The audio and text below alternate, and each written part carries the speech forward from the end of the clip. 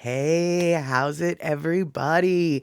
It is 5 p.m. West Coast time, 2 p.m. in Hawaii, and 8 p.m. on the East Coast.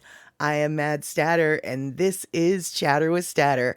I feel like it's been so long since we've seen each other. Had to cancel the Wednesday show for, tax work, etc. And then there was a bit of a brouhaha with the Statter box at the cinema yesterday. I will get more into those details later on. Right now, I just want to let you know I am Mad Statter, you're the Statter box crew, and we are ready to get this party started.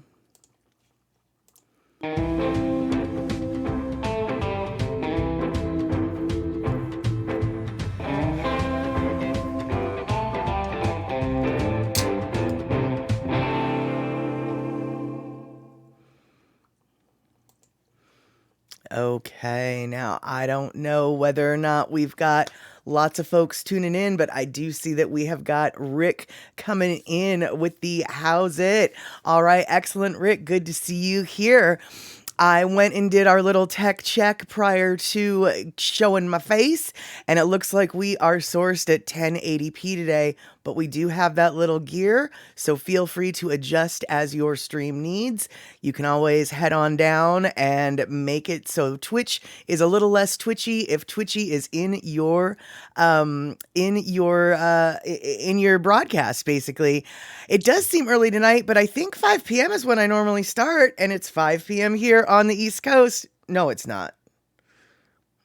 I don't know where I'm at. It's 5 p.m. on the West Coast, and that's where I'm at. But it does seem super early. It is super sunny out here, bright, bright day. Hardly seems evening time. And hey, Jenny Leilani, how are you doing? Good to see you here joining us today at Chatter with Statter. We do not have a whole lot on the docket in regards to what there is to talk about, but that's okay because we can figure out a way for the chatter to scatter no matter what we talk about. And Rick, speaking of things that we can talk about, I heard a little rumor, Rick, that you came home from your cabin to find a lady with pink and purple hair. I wonder how that went. Hee. I might be the person behind that pink and purple hair. Yes, sirree. Oh, right on, Rick. You've got sun still out in Wisconsin. Yeah, it is so sunny in here, in fact, that I had to dig out my super ghetto blackout curtains. And when I say super ghetto blackout curtains, what I really mean is they're a bunch of black trash bags that have been taped together, and now I have them draped over a really long stick in front of my window, so the bright reflection on my face and my glasses isn't as bad as it was earlier in the day when I didn't put those blackout curtains up. And by blackout curtains, I'm using that term really loosely. And let's see here. Oh, Rick, you tried the chili granola. So all good. Excellent. Yes, I did not create, but I have a recipe for some little sunflower seeds, pecans, and pumpkin seeds, chili flavored, chili spiced. And so I threw a little packet in the mail to Rick and Darlene, along with some fancy pants hair dye for Darlene, so she could surprise Rick when he got back from the cabin with a little Easter themed hairstyle, because it is Easter, as it were. And I'm glad to see that we've got a couple people here. I definitely was not expecting to see pretty much anybody tonight, because unlike most folks, I don't have anything to do on Easter, but Easter is the day to spend time with family. Down the street from my house, we've got a family that is so into Easter gatherings that not only are the streets lined with the cars of all of their relatives, but they actually have a bounce house for all the kids in the backyard, so the little generator's going on. When I came out of on my porch earlier today, I was just like, man, that is the familiest family down the street from my house if I've ever seen a family. So I was pretty stoked to see that bouncy house going up for Easter Sunday for them. Now, let's see here. Today, like I said, is Easter, and definitely no plans. But despite the fact that it's Easter, I still am working doing some tax stuff. Hey there, Bear Mail. Yep, exactly. We're hopping right along here at Stouterbox at the Cinema on Easter Sunday. And even though it's Easter Sunday for most folks, I actually still am working a little bit because the tax deadline is tomorrow. So for everybody who hasn't done their taxes yet, that's okay. You can actually file an extension, which means you won't have to file your taxes until October. And so you can file extensions for free online. And so if you haven't got the gumption to deal with your tax return tomorrow, that is a-okay. We have plenty folks that I'm working with right now that are getting their information in very last minute, and the tax preparers at my office are quite literally pointing and laughing at them. In fact, I'm going to celebrate what it is that they're doing with my famous ha-ha emotes. That is right. Ha-ha. You're going to get your stuff to us a day before the tax deadline. You're going on extension, my friend. You're going on extension.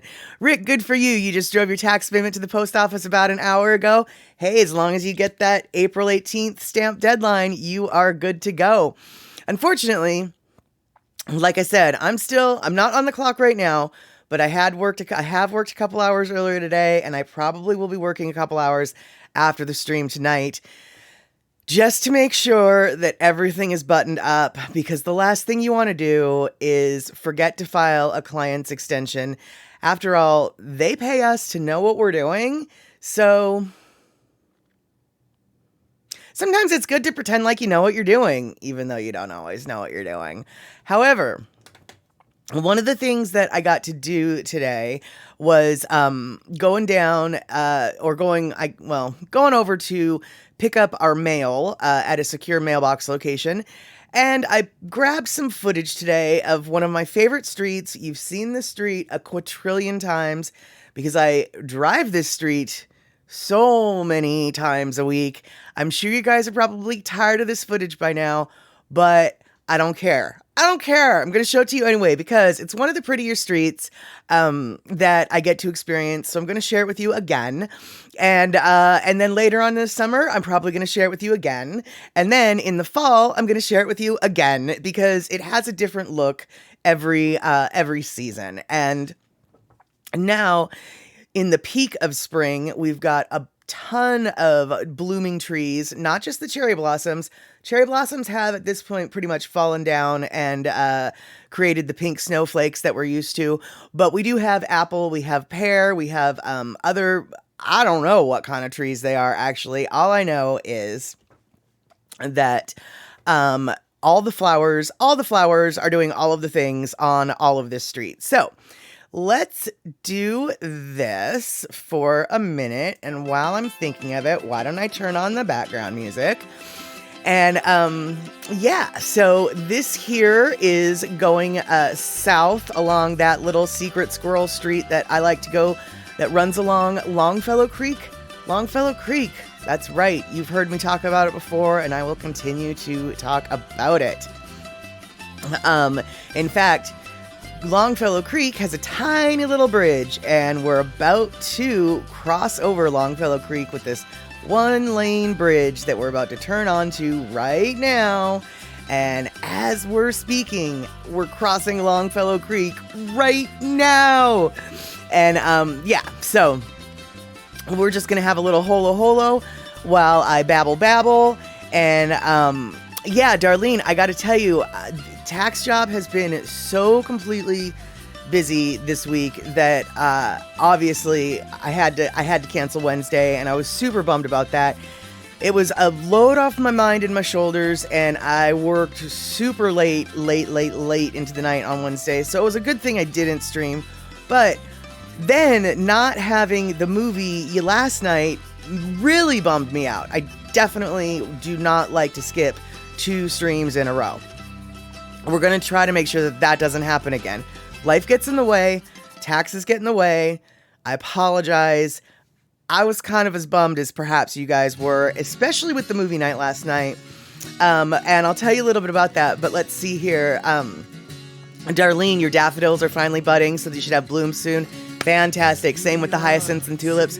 Cool, excellent. That means that, yeah, once the hyacinths start popping good, you know that spring is in the air. And I'm so glad that you guys understand just, all that's going on here, which is why we couldn't get together last night. Last night, you see, was the third Saturday of the month, which is when my local bar has a comedy show. And so for the second time since pandemic, I went out. The first time, of course, if you remember, was it was the first comedy show that I went to. That one wasn't so funny, but this one was super hysterical. Well worth the money to get in the venue. And I'll probably be doing this. So I'll probably be going to that comedy club every third Saturday of the month, which says to me we're either going to have to cancel Satterbox at the Cinema every third Saturday of the month, or we maybe could have it a little bit earlier in the day. So instead of from 6 until 8, it could be from 5 until 7. The show doesn't start until 7. I live like 10 minutes from the venue, and generally the show starts island time. So when they say it starts at 7, they really mean it's more like 7:15. So I'm thinking Satterbox at the Cinema might every third Saturday might be moved to the 5 p.m. slot. Or maybe we should just move it to the 5 p.m. slot always, and so that way every stream is starting at 5 West Coast time.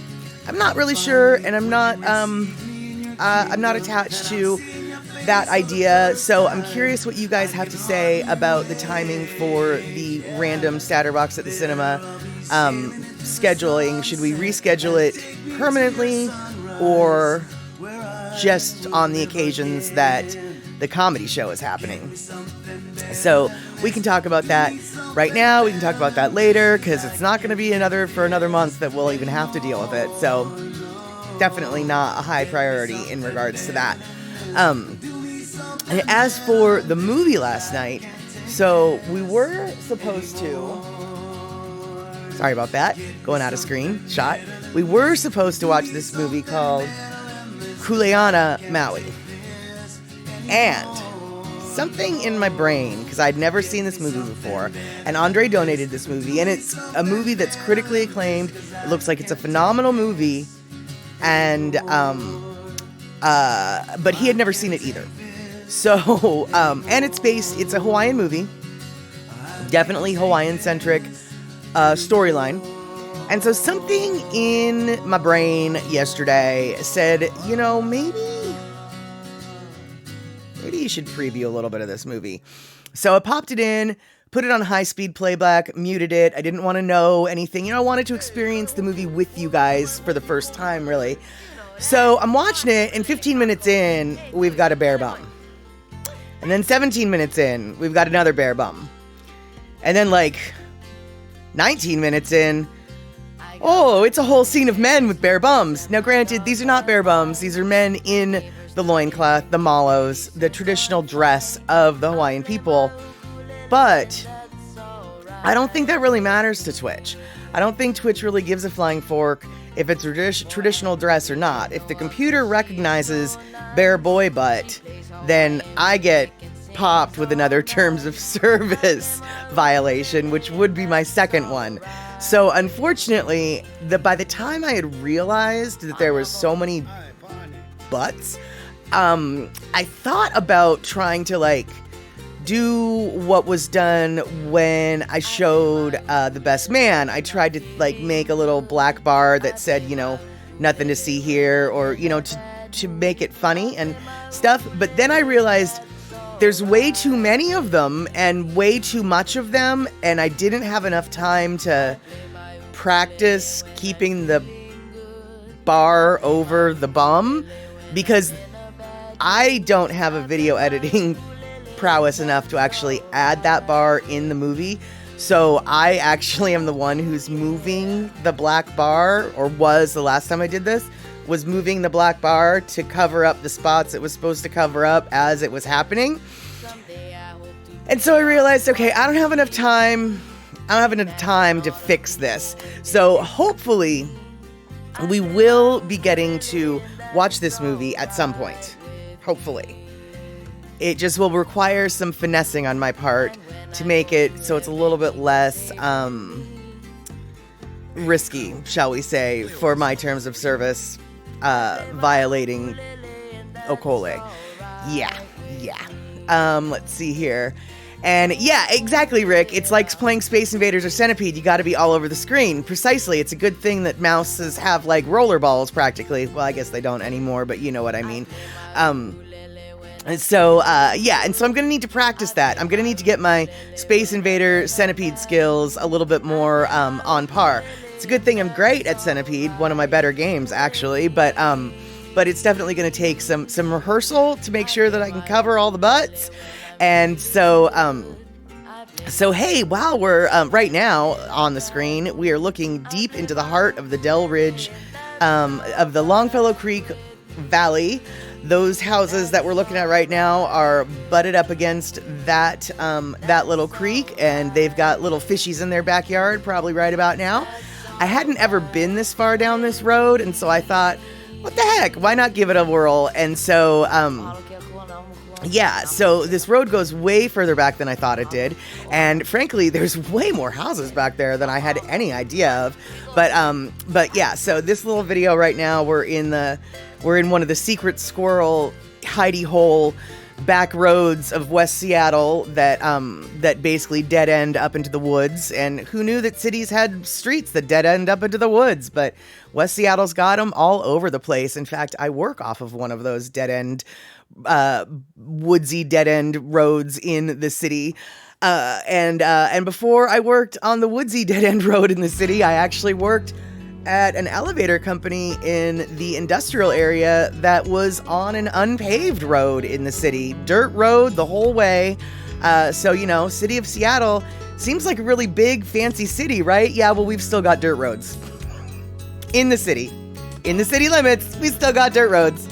And, do I know how many security cameras I just set off on that road? Oh, I have no doubt. I have no doubt that people were all looking out their windows. Who's that? I don't recognize that car, especially that house at the very, very dead end where I had to do the little turnaround. Yeah, for sure. They were looking at me out their window. We got a whole, the Ring doorbell cam probably has has me going all the way up and down those streets, that neighborhood. So this video, as I mentioned earlier, was literally taken today. And so this is spring in Seattle, Easter in Seattle, 2022, fresh off the presses. Okay, I don't think video ever went on presses, but whatever. Fresh off the presses, this was the video from, what is it today? April 17th, 2022. That is how you do it. And then that's basically the end of the video. Actually, that's not true. I took a video all the way up through the town, through White Center, etc., but not nearly as pretty. It was all trafficky and things like that. So yeah, there we have it. And, so I guess what I have to wonder right now is, it sounds like Darlene and Rick have probably done their Easter duties, but I'm just curious, did you guys have any Easter egg hunts today, or did you do anything with the holiday? As you can see, I went on a little drive, and yes, exactly, Rick, the skies were beautiful and blue today. What happened to all the gray clouds? Well, I think that you are seeing blue, but it's really gray. It's not sunny today. It's gray clouds. I'm hypnotizing you. Can you tell? Yeah, it is a beautiful sunny day today. It is only about 50 degrees though, so not really warm enough to walk around without your shirt. But I'd be willing to bet that if I'd driven around a little bit longer, I probably would have seen somebody without their shirt, because that's what happens to people in Seattle when the sun comes out. They take off their shirts. But yeah, exactly, Rick. Shh, don't tell anybody about the blue skies. We don't have blue skies in Seattle. I know that there is a song that was written about us saying that the bluest skies you'll ever see are in Seattle, but that song was just nothing but a lie, except for when it's true. But it's just a lie, right? We always rain here. Always rain. Always rain. So I'm just wondering,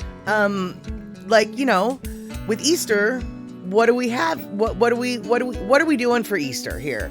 We always have to go back to the food topic, I guess. And so I guess the question is, is it Easter turkey? Is it Easter lamb? Is it Easter ham? Is it Easter roast beef? Is it Easter tofu foods? What do we got cooking for the Easter? And let's see here. Rick's saying that you spent the day together. 2 grandkids are coming over for a half day tomorrow before their trip. And Darlene is living the same life we're living out here in Seattle, which is we had nice skies, but we're still stuck at the lower temperatures. And Rick, just leftovers for you guys. Okay, all right. Well, hey, that works. I'm probably going to be having a similar Easter feast as you, the leftover buffet, as it were. Of course, my leftover buffet is like the bowl of ramen I didn't finish last night. So maybe I'll make some stir-fried noodles or something like that. Let's see.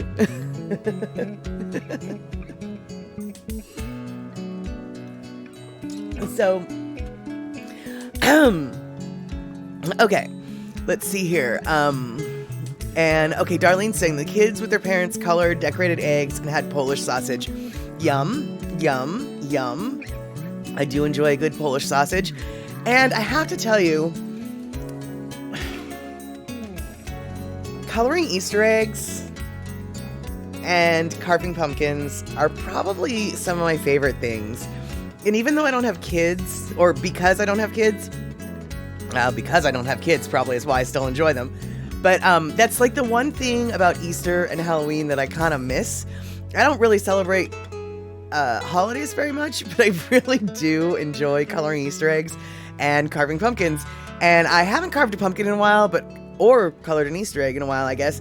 But I was actually thinking, because today is Easter, tomorrow all of the Easter supplies are going to be on sale. And so, I might just get an Easter egg coloring kit and hard boil some eggs anyway. Because I was thinking about hard boiling some eggs just to have. And maybe I'll color them. I feel like that might be kind of fun. And hey, Kenny from the Cove, good to see you joining us here at Chatter with Statter here today on Sunday. It's been a long time since we've been able to hang out. And Rick S., just don't carve the Easter eggs. No, I'm not that talented to carve any kind of egg. Have you seen those eggs? I want to say they might even be like Ukrainian eggs, I think is what they are, where you poke the hole. Okay, first off, you don't cook the egg, but like you poke the hole in each end of the egg and you blow all the yolk and the stuff, so then you're just with the egg. And then they like carve stuff into the shell. I don't know if those are Ukrainian eggs, but I think they are. And I don't have the talent to do that. So trust me, I will not be carving the Easter eggs. I won't be carving the pumpkin eggs. I won't be carving the Easter eggs. Not at all. However, and I forgot to mention this when I was talking about Statterbox at the cinema last night, I did actually find a substitute movie that I wanted to show last night. And part of the reason why I didn't have a movie last night, 2 reasons. One, the movie that I had chosen had a lot of butts, and I wasn't able to cover the butts in time. But the other reason was all the other movies that I've got that could have been options were too long, and they would have run past the 7 p.m. endpoint that I had for the show yesterday. The show was going to start early yesterday because of the comedy show that I was going to go to. So I was looking for a movie that had no bums and that was short enough to not run over. Didn't have any in my collection. But then I remembered, hey, there is this one movie that would be perfect for Easter because it has the Easter Bunny in it. And it's a movie called Rise of the Guardians. Have you guys ever heard of this movie called Rise of the Guardians? It is a children's movie. It was originally released in 3D, and I want to say it's like a Pixar movie, maybe a DreamWorks movie. It's an animated movie, and it's called Rise of the Guardians, and it stars, well, I don't know who does the voices, but it stars Santa Claus, and it stars the Easter Bunny, and it stars the Tooth Fairy, and let's see who else. Oh, Jack Frost and the Sandman. The Sandman's the bad guy. Who else would it be? Let's see. The Easter Bunny, the Tooth Fairy, Santa Claus, Jack Frost, the Sandman. I feel like there's somebody else too, but I'm not going to tell you. Anyway, Rise of the Guardians, you guys. For you guys who have little kids, no, I don't think it was Cupid. No, and you know, it might have only been those three, and then the four, and then it might have just been Jack Frost. I know the Sandman was the evil guy, and yeah, it's not Guardians of the Galaxy. It's not Guardians of the Galaxy, which is why, like, this movie is one of my favorite movies, but I could never remember what it's called because it's got the term Guardians in it, and I always want to say Guardians of the Galaxy, but it's not that one. No, it's called The Rise of the Guardians, and you know what? I might do something that I should probably not do, but I'm gonna do it anyway. I'm gonna see if I can get a video, or not a video, but like a screenshot of the, of what at least the movie cover looks like. So, okay, here we go. All right, whoops. Let's see here. Oh, I've got an idea. All right, hold on. We're getting there. We're getting there.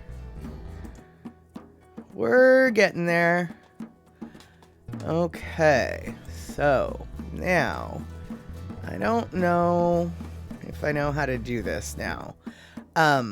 So let's see here. And let's see here. Darlene says, I believe you've seen the trailer for the movie. There's animated characters and some more known people. Great for kids and big kids too. Precisely. Exactly. It's a great little story. The graphics are so pretty, and to see it in 3D was quite a blessing, as it were.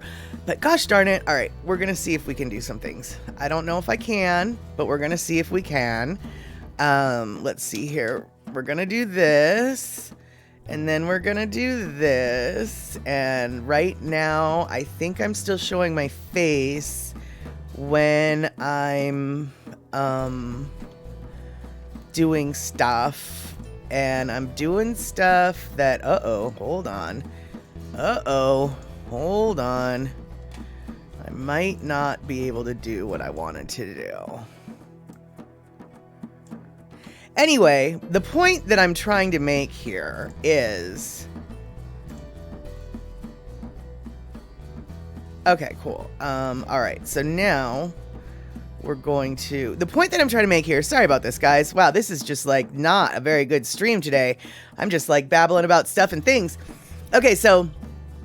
I tried to get this movie to show. I even bought it. I bought a copy. I have a copy that I can watch anytime I want. But I thought that by buying the copy, I could then download the copy and then do my little internet magic to make it a streamable version of the copy. But alas, that is not the case. When you buy movies from YouTube, you don't get to download them. They just, like, let you watch them on their YouTube interface. And boy, oh boy, I spent plenty of time trying to figure out how to trick YouTube into showing it. But, yeah, it didn't happen. It did not happen. And Rick, yes, Rick is coming in with all of the facts and figures. Google says Rise of the Guardians is a 2012 animated 3D computer animated, or is an American 3D computer animated action fantasy film produced by DreamWorks. That is exactly it. And this is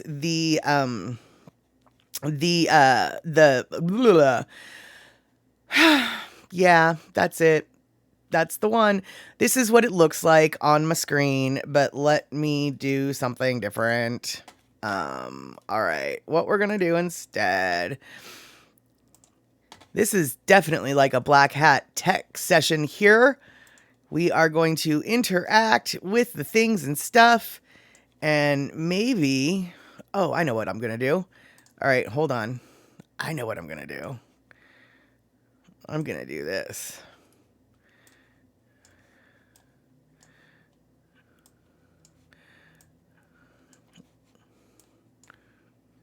I'm not going to do it well, but that's what I'm going to do.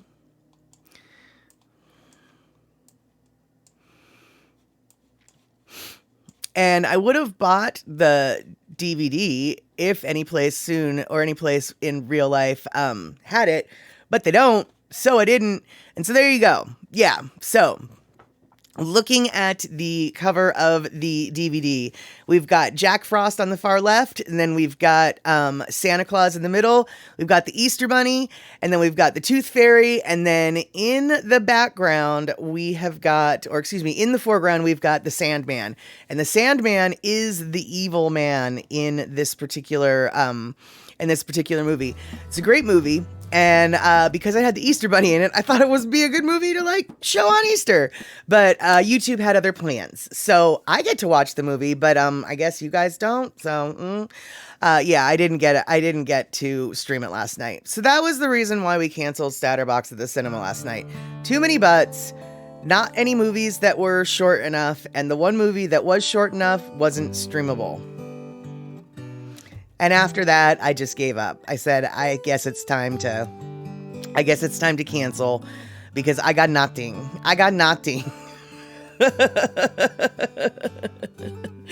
Now, okay, Rick, Kenny, you're talking about Guardians of the Galaxy soundtrack, it sounds like, and they both have good music. But Kenny says you think only that the Dazed and Confused soundtrack is better. So what movie, or excuse me, what songs are on the Guardians of the Galaxy soundtrack? I've never seen either of those movies. Shock there. And I don't know. I literally have no idea what the movie soundtrack for either of those movies are. What are some of the tunes? What makes these soundtracks to be so awesome, dude? And let's see here. Rick, so weird. Okay, Rick is saying to Kenny, I was watching some Coachella on YouTube, and you gotta look into a Mongolian heavy metal band called The Who. They sounded great.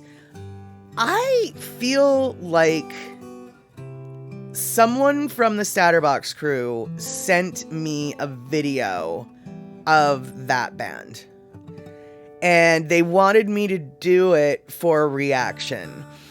But I didn't open it because you can't open it when, if you're going to do a true reaction to it. But I think I might have a video of that band. And so I'm taking notes, and I might, depending upon, if YouTube lets me, I just might have to do a reaction video for that Who band, because looks like Kenny's heard of them too, and I feel like it was Andre that sent me the link.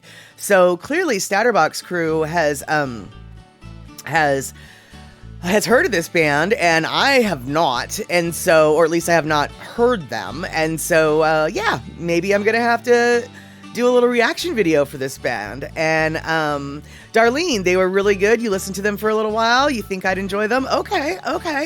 Yeah, I don't know. I truly can say I don't. Whoops, sorry about that, guys. I truly can say I don't have any idea what a Mongolian metal band would be like. So, yeah, I definitely think I will be checking that out. And I mean, I have to say, I'm feeling a little bit like Darlene and Rick have heard of this band and I haven't. Where have I been? I must have been doing taxes, is what I must have been doing. So let's see. Okay, so still on who's who.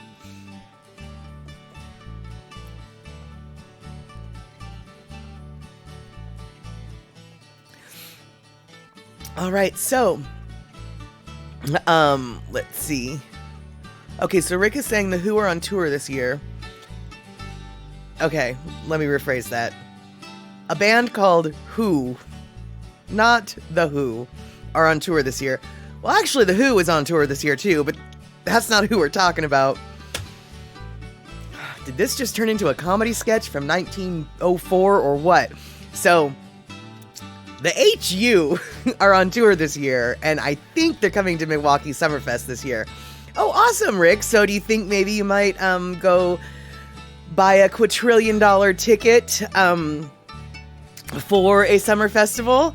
And Darlene, you didn't know what they were saying. You don't speak Mongolian. Exactly, yeah. Not only do I not speak Mongolian, I'm not even sure my ear would be able to be like, oh yeah, that's Mongolian they're speaking. I mean, like, I don't... Because, you know, sometimes you can hear, it's like, oh yeah, that's Japanese. Oh, that sounds more like Chinese. Oh, that sounds maybe like Russian or something. But, you know, like Mongolian, I wouldn't know Mongolian from Arabic, from, I don't know, from Turkish. Is Turkish a language? Is Turkish a language? Does Turkey have a language? I don't even know.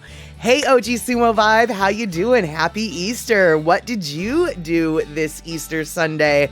I know that you've got some ohana in your neck of the woods. Did you hang out? Did you have some foods? Did you do an Easter egg hunt? Or did you do what I did, which is nothing Easter oriented at all? And in fact, I've been working.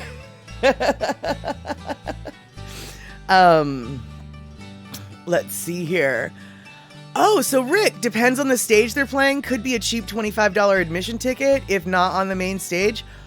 Oh, so... Whoa, wait, so are you telling... Hold up, yo. So, is Milwaukee Summerfest like a multi-day and location event? I was sort of under the impression that it was just like, you know, a day or maybe a weekend or whatever at a venue, and the venue at an outdoor area, and then there might be different stages within that area. So you're telling me, am I understanding this, that it's the different stages, like you what am I trying to ask? So like you don't have to buy a ticket for the whole fest in order to see one band. Is that what I'm getting? Is that what I'm understanding? Tell me about Milwaukee Summerfest, because clearly I don't know nothing about nothing. And I should have a beverage. How about some pamplemousse? There you go, Darlene.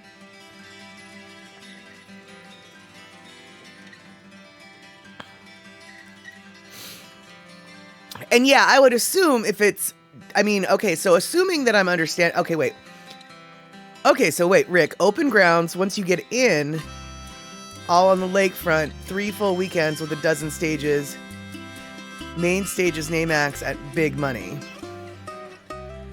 Pocola T, sneaking in late, are we talking music festivals? Yes, we are. Rick is trying to explain to me the concept of Milwaukee Summerfest, and I'm a little bit confused still, but there's this band called Who, not to be confused with The Who. The Who that we're talking about is spelled H-U, and they're a Mongolian metal band, okay? So just framework that. We're not talking about The Who, talking about a different Who. Who might be playing at Milwaukee Summerfest, and we're trying to figure out how to get in there cheap. And so Darlene is telling me it's multiple days, multiple stages, and you can buy for whoever. Loved Summerfest when we went, but not the last 2 years. Fair enough. Dude, that's awesome. So once you get in, all on lakefront, 3 full weekends with a dozen stages, main stages, name acts. All right, see, now that's awesome because I have so many festivals have like a quadrillion acts, right? And because they've got a quadrillion acts, the ticket is like, you know, $500, $200, $150. Too much money for my blood, especially if I only want to see one band. And generally the bands that I want to see are usually the rather obscure acts that like nobody else wants to watch. Sort of like Who, you know? And so in order to like, if I could just pay less of the ticket price to just go to the one sliver of the festival, I would be so completely stoked. That's awesome. I really like that. I really like that idea. So whoever's doing the whole Milwaukee Summerfest thing clearly has a clue about how to sell tickets properly. Okay. And Picola T, does Who perform heavy metal throat singing? I don't know. Oh, Darlene, yes, some. Okay, so you guys, I'm really like 93% sure that I do have a video of this band, because I really feel like I saw the email come through with the throat singing heavy metal Mongolian band thing. It's in my Google Mail, and so I will see if I can get that downloaded onto my system. And on Wednesday, because this coming Wednesday, we will be having a Statter box.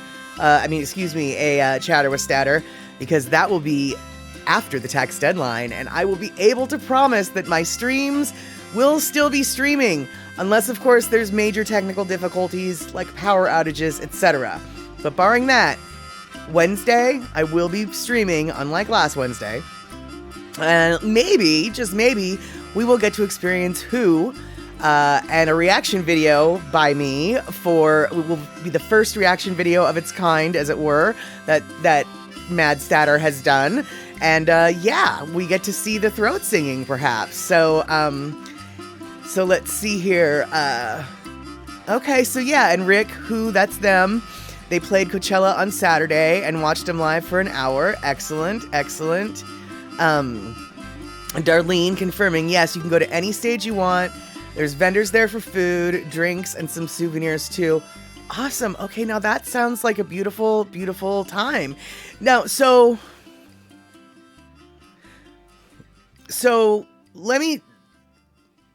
I'm still a little unsure I know you guys have really explained this, but let me just make sure I'm understanding. So the area that this festival is in has a bunch of stages, and you pay to go see whoever. Do you have to pay an admission fee to get into the area where the vendors are with the food and the drinks and the souvenirs? I guess what I'm wondering is, like, do you even need to buy a ticket to go hang out there? If you're not going to go to any shows, but you still just want to, like, people watch and chill and maybe eat some food at the vendors or drink some beer at the beer garden, do you need to pay to get in there? Okay, warning, it will be packed, very busy, lots of people. Well, that's good, and that makes sense. And it's on Milwaukee Lakefront, just the last weekend in June and first in July. So I'm guessing that if it's anything like the lakefront in Olympia, in town in Olympia where I lived, Lake Fair was like their Lake Fair. I know, right? I needed to explain that to you. And you don't have to pay to get in, because there's really no way to cordon off the entire area. So it sounds like maybe you don't have to pay to get to the lakefront, but you have to pay to get to the stages. But you're going to pay anyway, because it's going to be really crowded, and that always sucks. Is that what I'm hearing? Because it seems like that's what I'm hearing. And so Kenny from the Cove is coming in. Your favorite tune from Guardians of the Galaxy is Mr. Blue Sky by ELO. Okay, so it sounds like then, no wonder you guys think that that soundtrack is so awesome. It sounds like it's got some older tunes on it, and it's not necessarily a soundtrack full of new and popular music that people our age have no idea about.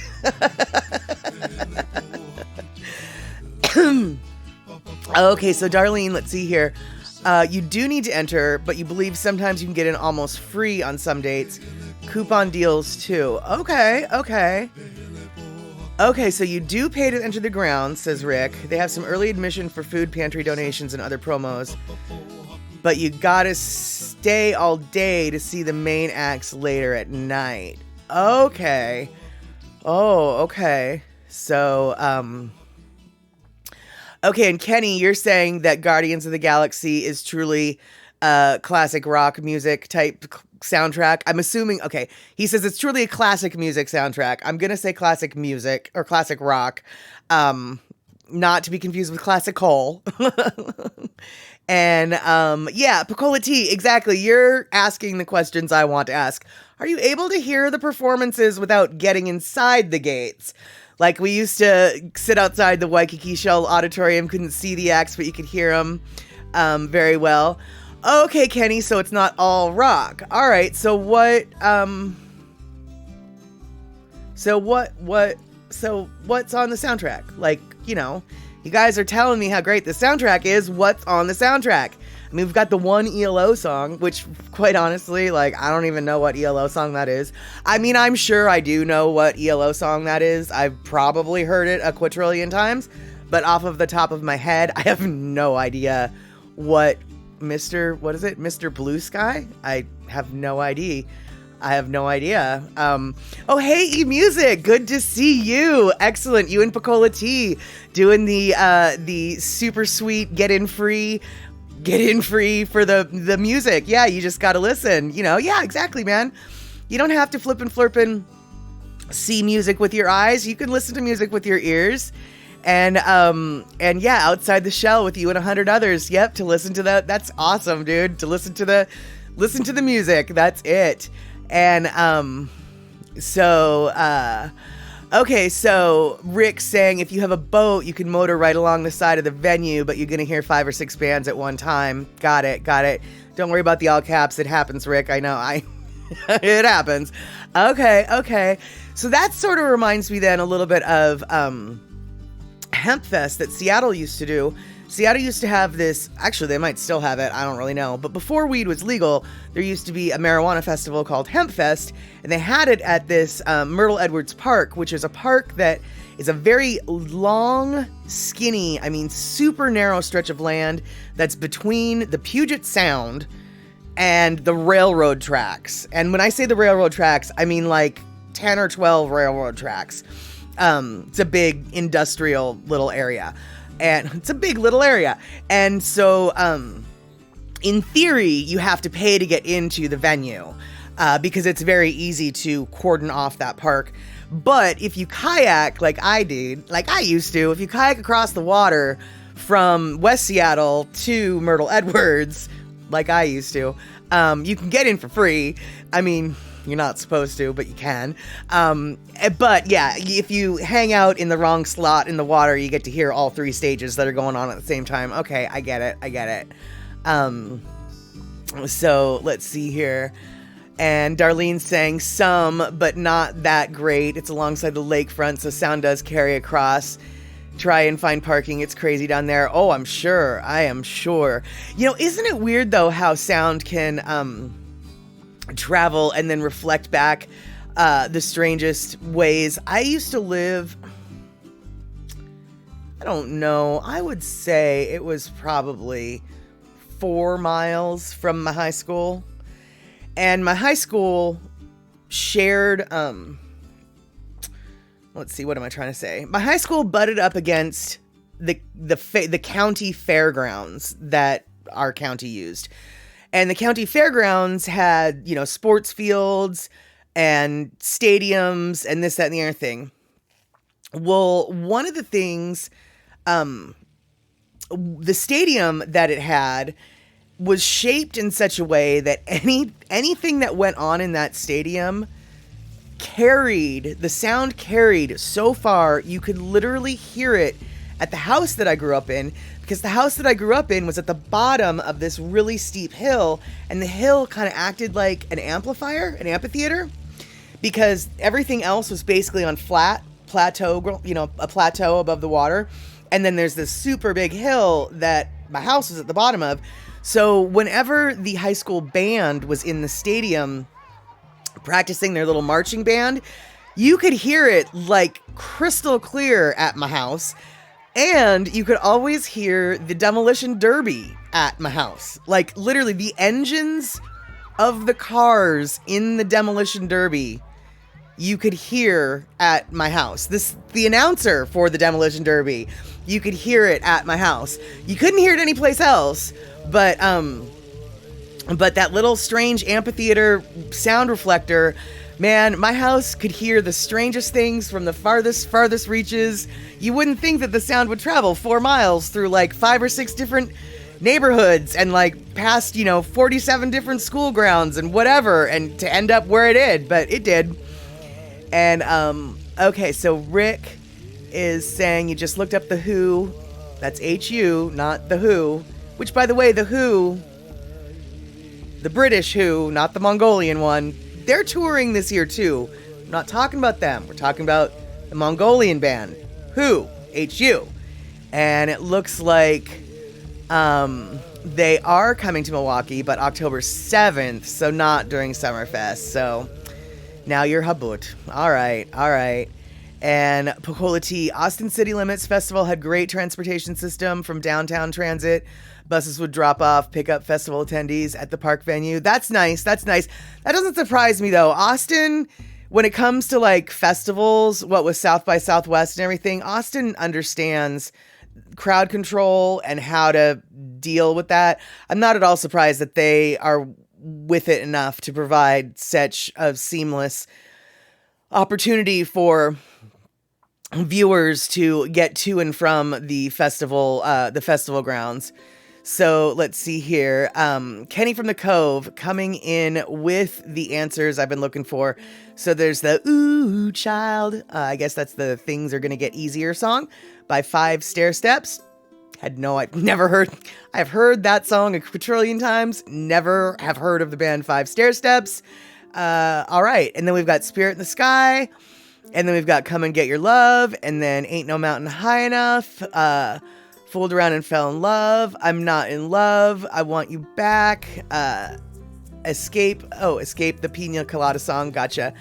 Okay. Well, I mean, all right. I would definitely not call that, classic rock per se, but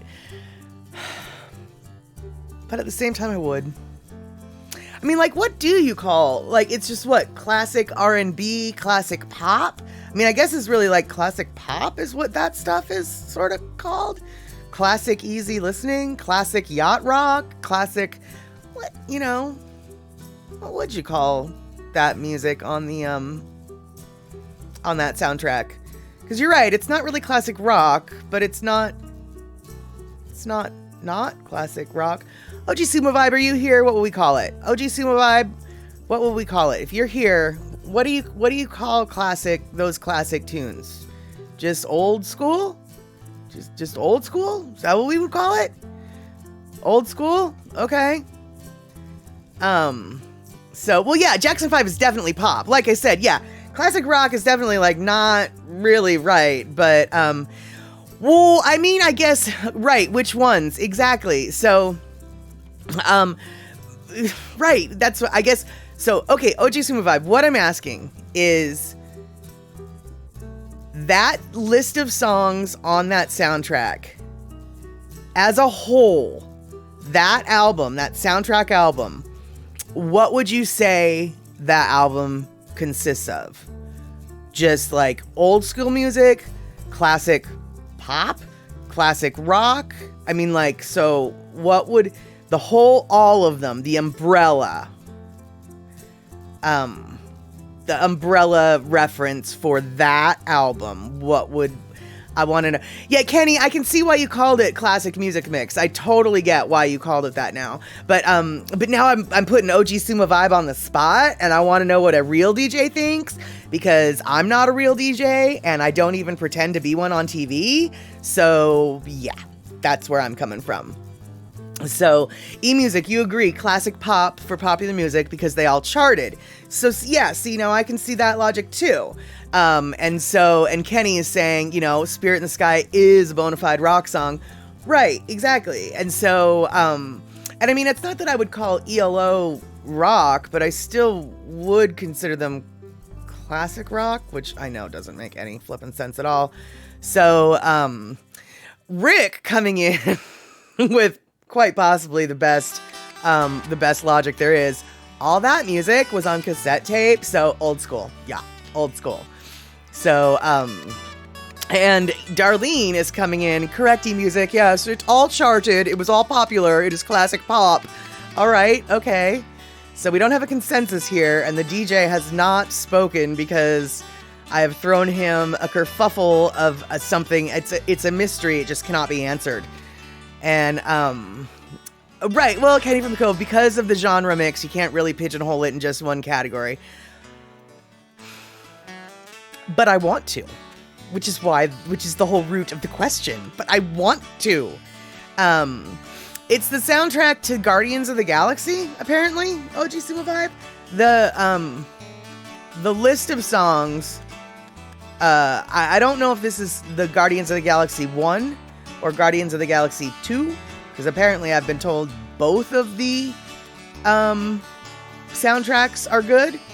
But the one that we're referring to right now is got Ooh Child by Five Stair Steps, Spirit in the Sky by Norman Greenbaum, Come and Get Your Love by Redbone, Ain't No Mountain High Enough, Martin Gaye, Fooled Around and Fell in Love, Elvin Bishop, I'm Not in Love, 10cc, I Want You Back, Jackson 5, and the Pina Colada Song by Rupert Holmes.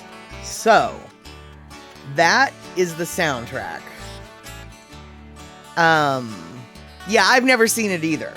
But that is, yeah, trust me, hon, I've never seen it either. But those are the songs. And so Redbone is the only classic rock song to you. Okay. And, yeah, Pecola Tea, it's definitely a 70s themed, soundtrack. And let's see here. Today is the anniversary of over 50 years ago that Nani Aloha and you started in radio. You've been around music and musicians all your life. Oh, wow. Well, congratulations, eMusic. Then your opinion about what that soundtrack should be called is maybe the one that we're gonna take. It's a classic pop album is what it is. Andre, thank you so much for the 10,000 biddies. Good for you to hang out today. I hadn't seen you, so hello. Sorry about that. And yeah, OG Sumo Vibe, I was thinking it was kind of yacht rock as well, actually. But then again, it's like, I don't really know if Marvin Gaye is yacht rock. But honestly, that was kind of my knee-jerk response as well. And let's see here. Kenny from the Cove, you first heard the song Ooh Child in the movie Crooklyn. I don't know of that movie, and I find that very hard to believe because that song has been around. If it's the song I think it is, well, when did the movie Crooklyn come out? It better have come out when that song came out because that song's been around for a long time. Even I've heard that song.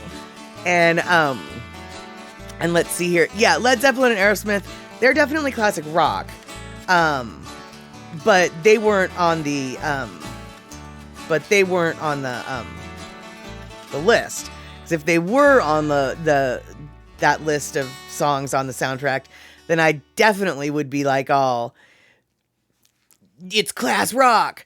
So, okay, Crooklyn is a Spike Lee movie. That's what I thought. I thought that Crooklyn was kind of a newer movie because it sort of sounded familiar enough to me to. Anyway, that's the first time you heard that movie or that song. Where you been, Kenny from the Cove? Where you been? And it's bell bottoms and spandex grooves, says Pecola Tea. All right, there we go. That is it. Bell bottoms. It is a bell bottom mix. That is what that soundtrack is. The soundtrack is a bell bottom mix. Perfect. We've defined it. It is bell bottom music. Yes, yes.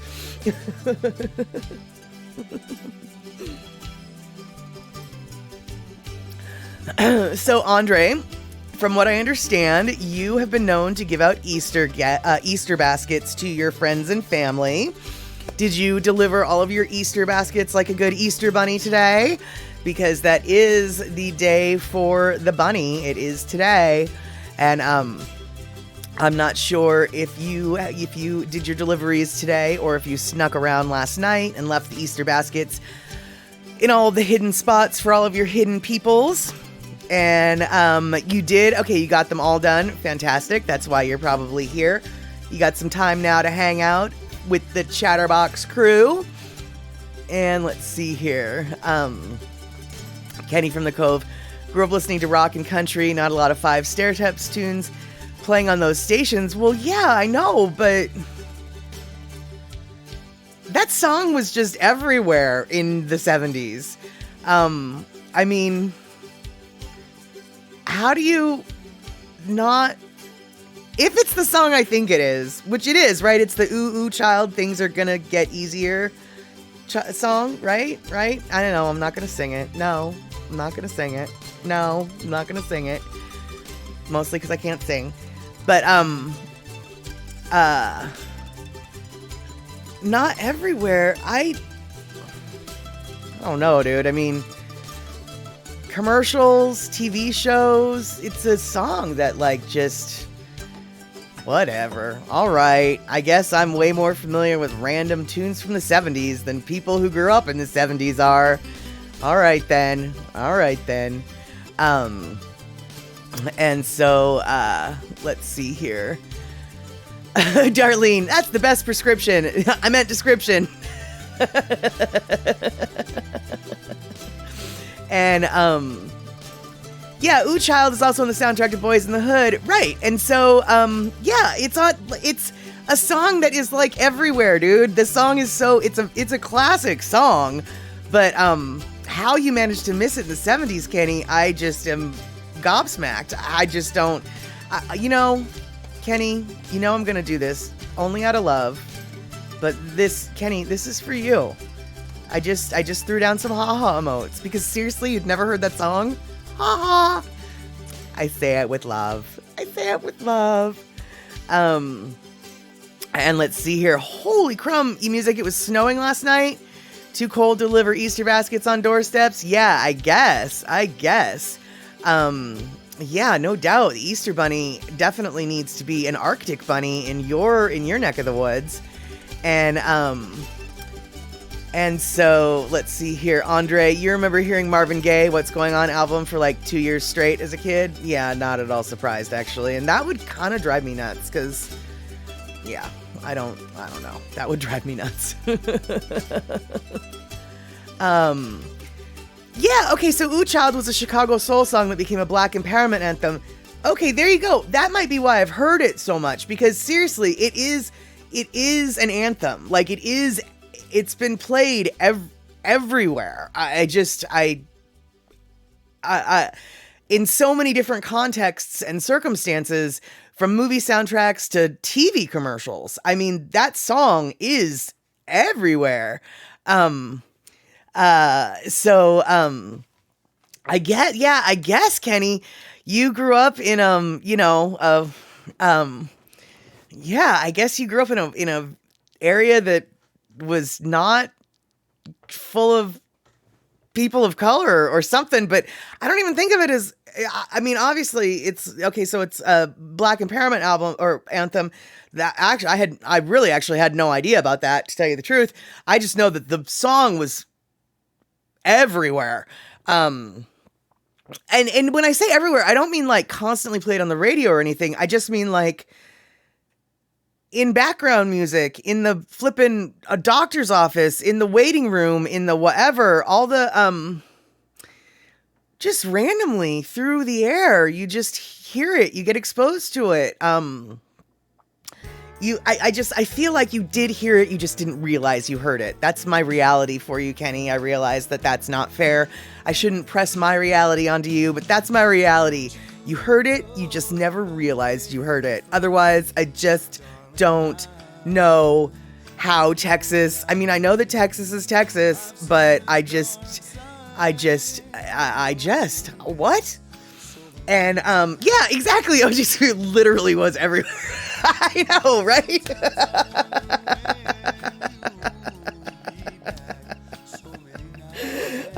That's so funny. Let's see here. That song has got a lot of people through some hard times. Yeah, that's basically what the song, I mean, I don't know the history of the song. I don't know the lyrics of that song, but the tiny snippet of the song that I know is tailor-made for getting through hard times. I mean, ooh, child, things are gonna get easier. I think then like, ooh, child, things are gonna go your way, or... See, I don't even remember the song, but I know that I heard the song. Let's see here.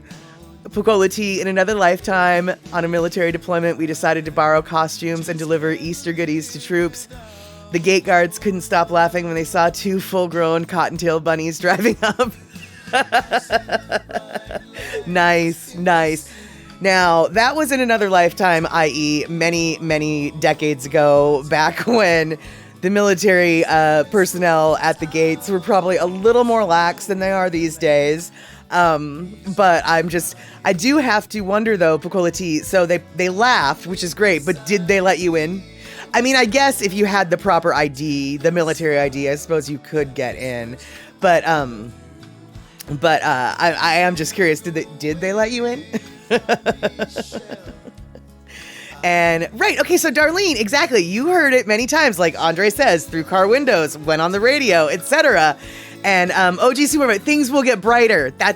See, somebody knows the song, and it sure as heck ain't me. But that's exactly it, OG. Things will be brighter. And okay, so Pukola T, you did have your proper ID card, so no problem letting 2 bunnies inside the gate. Awesome, got it. And let's see here, eMusic. You recall in the 70s and 80s that some of the popular tunes you heard in California were not being played on the radio in Hawaii. Well, now that is true, I'm sure, because Hawaii does have its own music scene.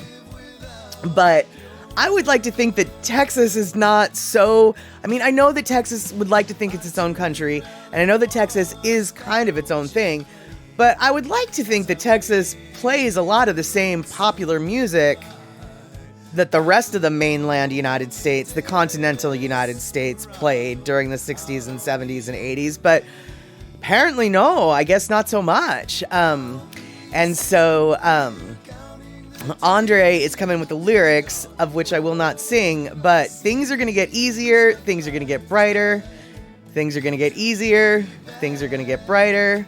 Someday, yeah. We'll put it together and we'll get it undone. All right, cool. There we go.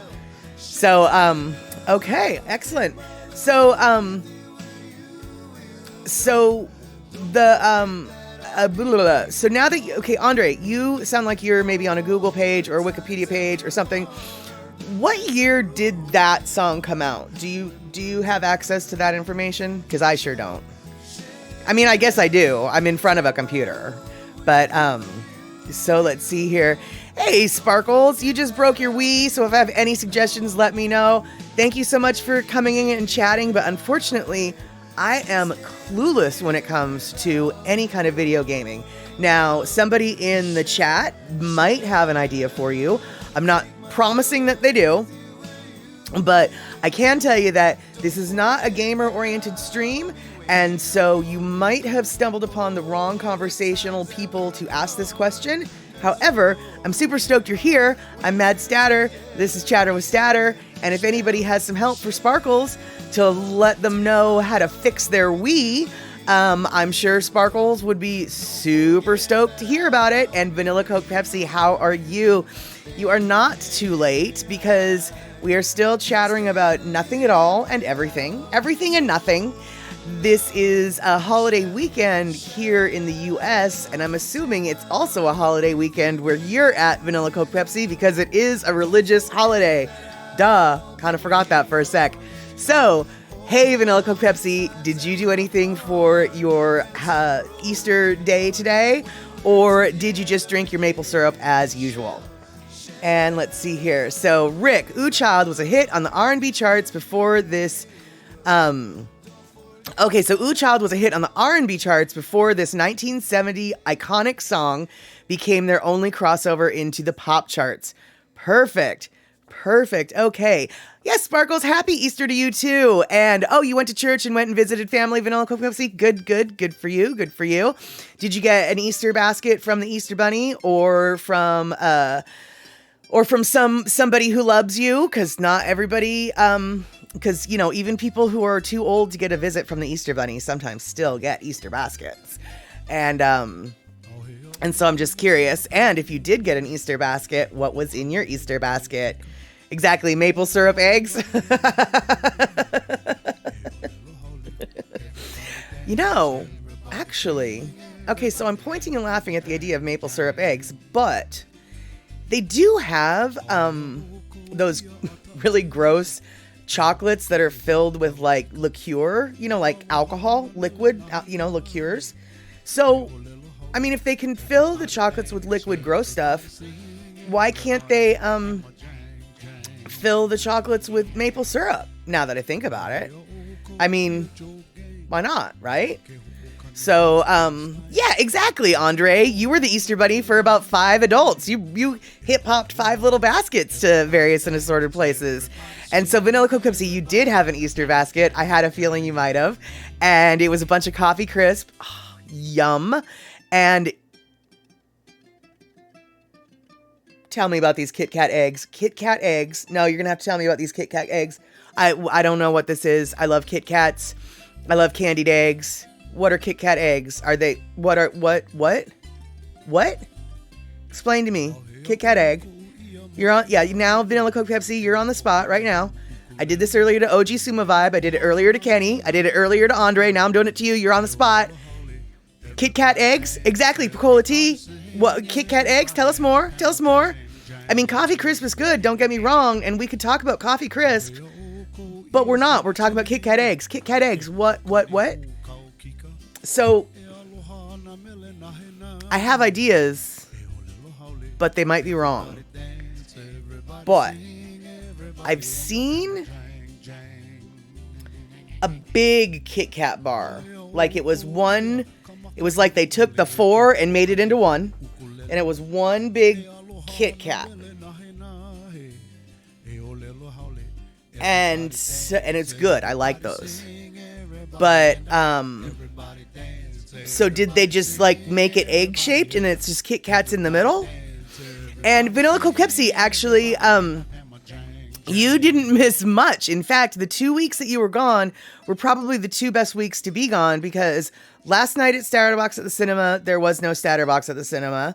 Then the Wednesday before that, there was no chatter with Statter. Last Sunday there was, but basically I have had to skip a couple streams because of stupid work. Work is stupid, and I hate work, but I have to do it because I like to have a house to live in, and it's just like that, you know? And so I had to cancel some of my streams. So you actually picked the perfect 2 weeks to be MIA, because we really didn't do a whole lot on some of those streams because the streams just didn't exist. And let's see here. Okay, so Andre, right, you got Japanese Kit Kat for your basket. They had the orange ones. Right, the Japanese Kit Kats are crazy. They've got 1,000,008 flavors. Some of them seem really gross to me, and I don't think I'd like them. Like matcha tea, don't even get me started. No. But I still want to know about these Kit Kat eggs. And a passion fruit chocolate bar. Okay, that's acceptable. I could see that.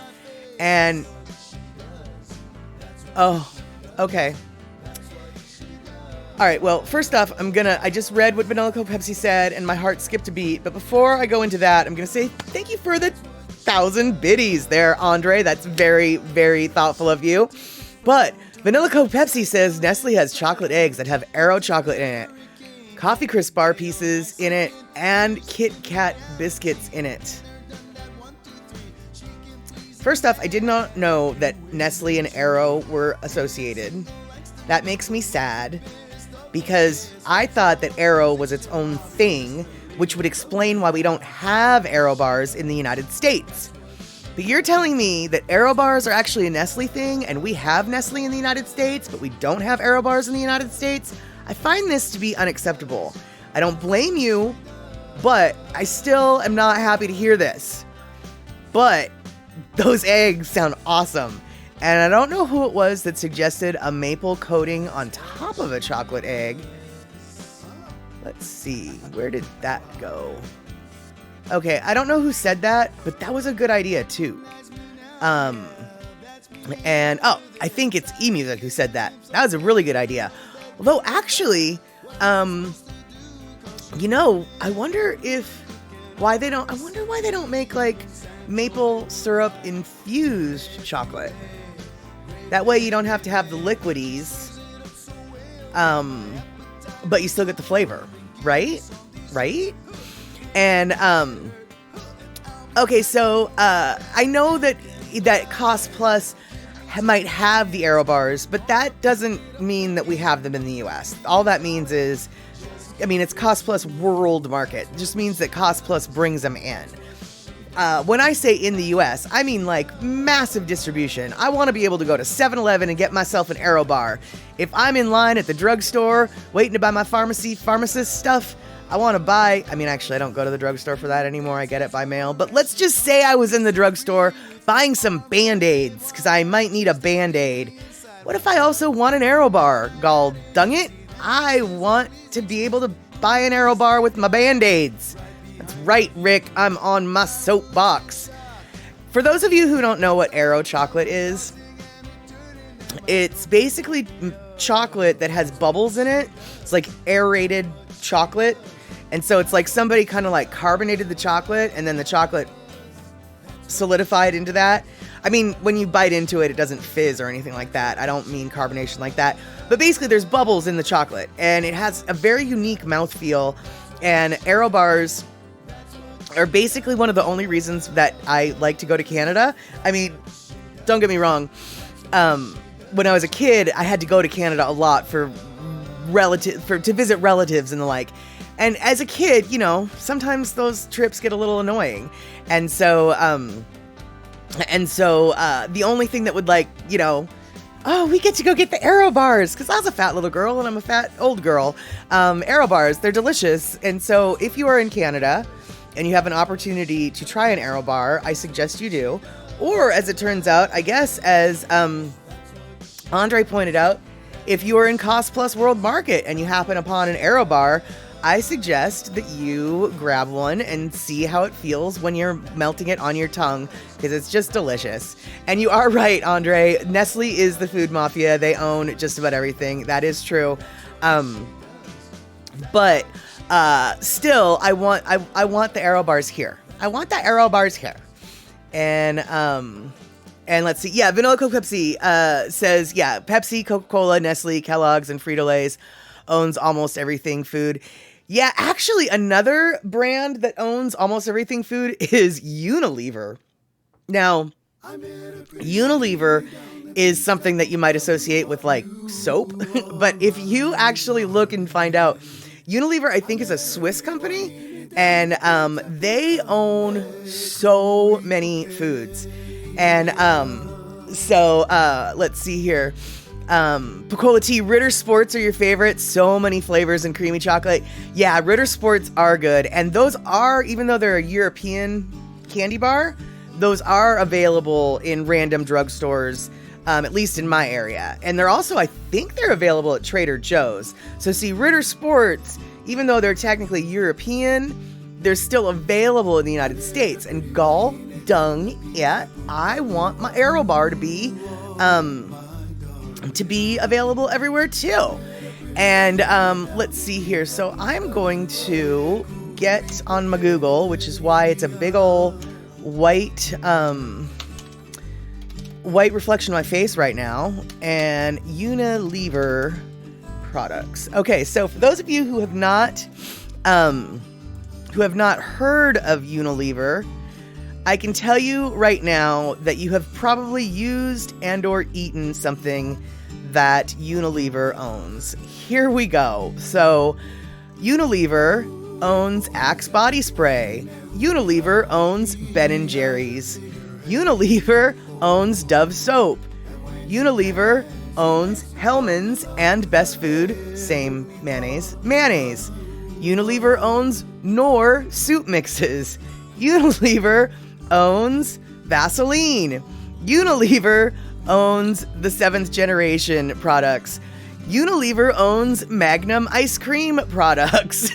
Unilever owns, let's see, what else do they own? Yeah, Unilever owns a lot of stuff. I want to even say they own, let's see here. Oh, here we go. We've got more. Oh, we've got more. Oh, no. Maybe we don't.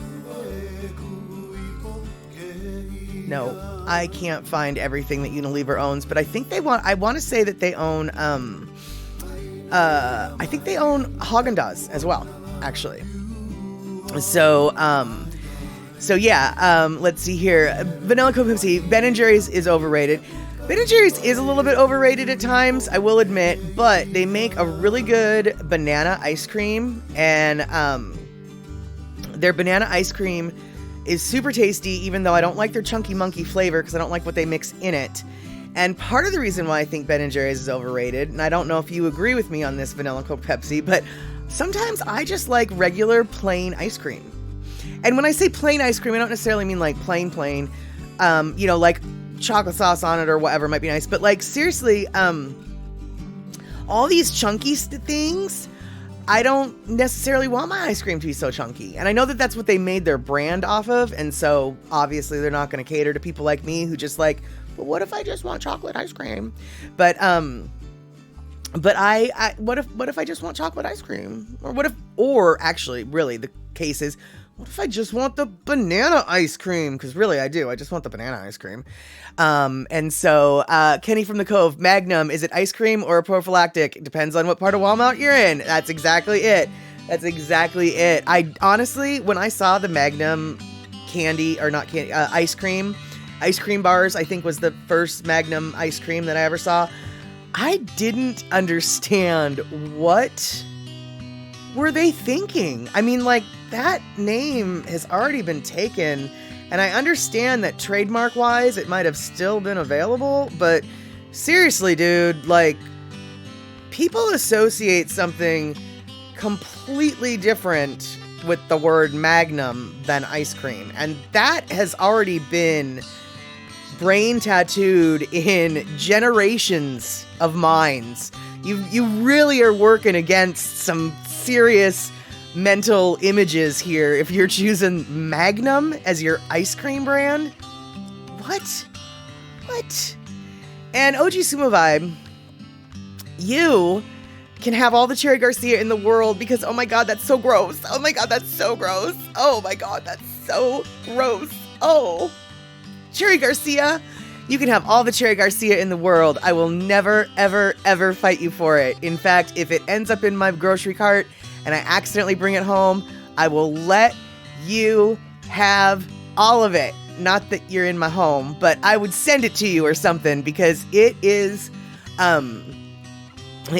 something that I don't want, but I will happily share with anybody who does want it. Ooh, you're so, ooh. OG Sumo Vibe. Now, fish food. I'm going to fight you for the fish food. I will fight you for the fish food. Fish food is good. That is super sweet. But that is good. It's got the caramel. It's got the marshmallow swirl, which normally I don't like marshmallow swirl. Normally I like the little marshmallow. But, yeah, fish food. I will fight you for fish food. But let's see here. Vanilla Coke Pepsi, Magnum PI. Yeah, that's not what I'm talking about at all. Hey, and where? Good to see you. We are talking about the unfortunate naming of some ice cream brands, i.e. Magnum. And Vanilla Coke Pepsi innocently says Magnum PI. Whereas Andre comes in with, yeah, no, guns and condoms are what it actually, in America, Magnum means one of two things, and ice cream in it. So why they thought they would be all, hey, we're gonna come to America, we're gonna show off our ice cream bars, we're gonna name them after a large size condom or gun. That seems like a silly plan.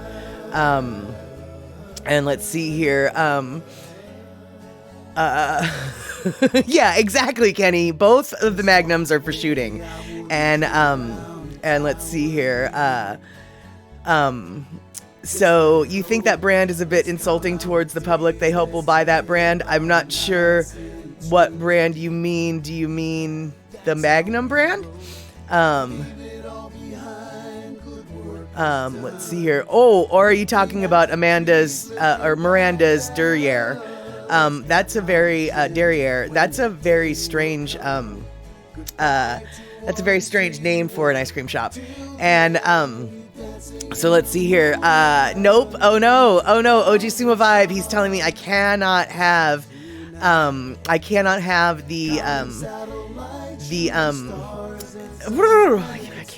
the fish food because I've lost all my Ben & Jerry's privileges. Fine. Okay, it's the Magnum that you're talking about. Yeah. And true, Magnum is also the size of a champagne bottle. Very good point. There it is. And I will buy a Magnum of champagne if I ever need to, but I don't. And so, so let's see here. The ice cream in Europe, Magnum means big champagne bottle. But you said the ice cream company had the name before the condom company. I have no idea when the ice cream company came about, but I can tell you for certain that, or with relative certainty, that the ice cream company in Europe might have been around before the Magnum condoms were available. But Magnum condoms have been available for decades now, and but they were not available in the United States. And sometimes you do need to change your name when you're going to a new market. You need to actually change the name because in that market has already got an association with that word or phrase. A perfect example would be the Nova in Mexico. Wasn't really a great name for a car. What with it meaning no go. And so regardless of whether or not that European ice cream company was around before Magnum condoms, when they made the move to the US market, dude, they needed to rethink that name. Period, end of story. They needed to rethink that name. I don't know how it got, I don't know why they didn't, what is it, what is it when you do the panel of strangers, what is it called? The community input on other, yeah, that's the word. Right. Yeah, I can't. They really should have checked with someone before they came to the US with that name. That's my story, and I am sticking to it. Survey is not the word I was looking for, but yes, that is as close to the concept as I'm trying to get. So we're going to go with survey. Didn't they take a survey? Didn't they ask anybody for a public opinion poll about just what that brand means to people? Because Magnum does not mean ice cream in the United States. It means weaponry or sheathing the weaponry, so to speak.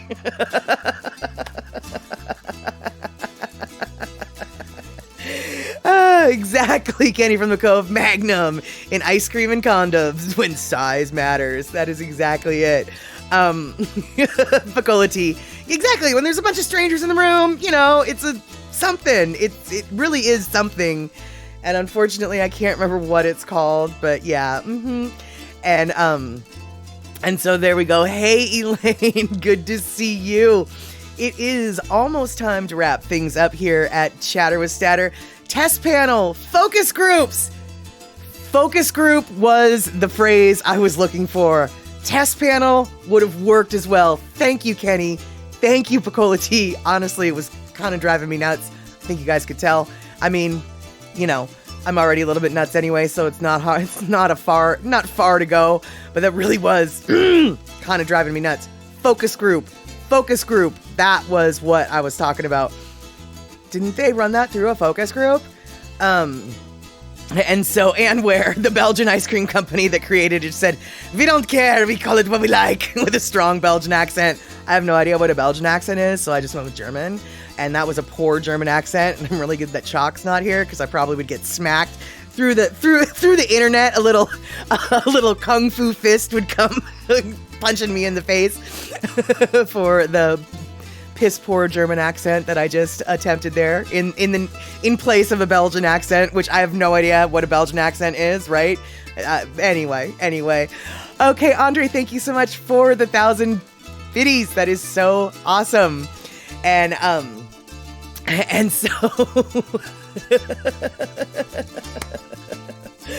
all right, so now I am absolutely making myself giggle too much, and it is 6:30, so we're going to be wrapping this up. But I want to remind you guys that in June, when I'm going to be heading out to Hawaii, we're not going to be having any of the streams on Twitch. We're going to have some random live streams. I don't know when, I don't know what time, I don't know what days. We're going to be having some live streams randomly whenever the time and place happens when I'm in Hawaii, and they will be coming through on YouTube. YouTube is a way easier platform for me to stream from, and so that's what we're going to be doing. And although I just realized that might actually not work either, so now that I think about it, maybe we won't be doing that. But that's the plan right now. So what I'd like you to do, if you have not subscribed to my YouTube channel, and if you haven't hit the notification bell for the YouTube channel, if you could do that before I go to Hawaii in June, that would be fantastic, because that's the plan of action for how I'm going to be streaming once I get to the island. Now, I just had a realization that made me think this plan might have to change, but right now, that is the plan. So, now that we're all up to date on the plan, that might change. That is it for the evening. And thank you so much, Andre, for the gift subbing. And Kenny is asking a phenomenal question, which is, do we have anybody to raid tonight? And it looks like it looks like Terry from Scotland is driving around in his bus. And so why don't we, if I remember how to do stuff, why don't we go raid Terry in Scotland?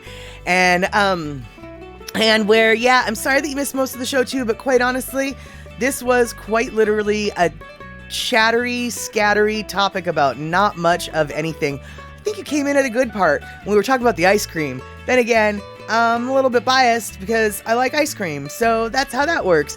Rick, thank you so much for giving a gift sub to, looks like Darlene's the one who got that gift sub. Awesome. Okay, so yeah, Elaine and Where, you can catch it on the replay. But right now, we are going to head on over to Terry in Scotland. At least I think we are. Let's see if my raid message... Yes, my raid message actually worked. So, that is precisely what we're going to do. We're going to go raid Terry instead of Terry raiding me. I don't have a raid call, so just say, hi, guys. And now that the tax season is on the verge of being over, we will create much better things, much better emotes and raid calls and things for other Twitch, for us to use when we raid the Twitch. So, right now, as per request, we're gonna go raid Terry, and I'm gonna say this. Doot!